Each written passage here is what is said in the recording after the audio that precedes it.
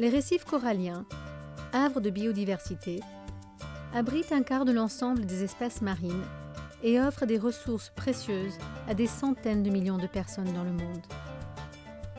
Dans toute la zone des tropiques, les récifs coralliens protègent les côtes, constituent une source de nourriture et attirent les touristes, permettant de créer des emplois et de renforcer l'économie. Certaines espèces vivant dans les récifs coralliens sont également utilisées dans le traitement du cancer, du VIH et du paludisme. Mais aujourd'hui, les récifs coralliens sont en danger face aux menaces au niveau local, telles que la surpêche, la pêche par empoisonnement ou à la dynamite, la pollution terrestre et marine et le développement incontrôlé du littoral.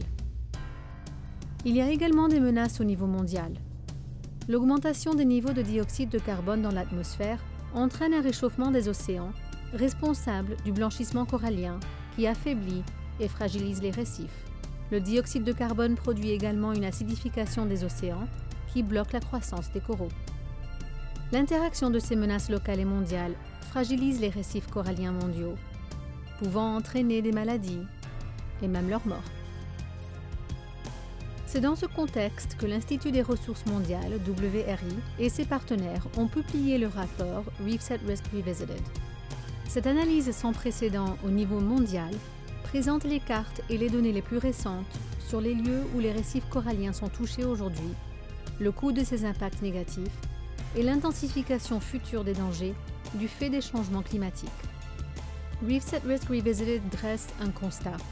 Dans le monde entier, plus de 60% des récifs coralliens sont déjà affectés par les menaces locales. Sans un frein au changement climatique, 90% des récifs coralliens seront menacés d'ici 2030 et près de leur totalité d'ici 2050. Reefs at Risk Revisited tire la sonnette d'alarme. Il fournit également des outils d'action utiles aux décideurs, aux acteurs de l'aménagement du littoral et aux responsables des collectivités locales.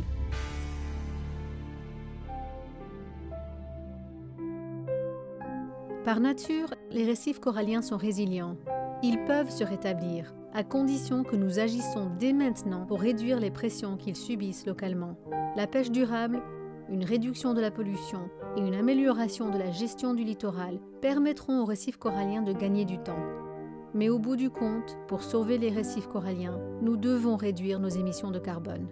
Pouvoirs publics, chefs d'entreprise, particuliers, tous doivent s'engager en faveur de la protection des récifs coralliens. Ensemble, nous pouvons sauver nos récifs coralliens, leur beauté et leurs valeurs.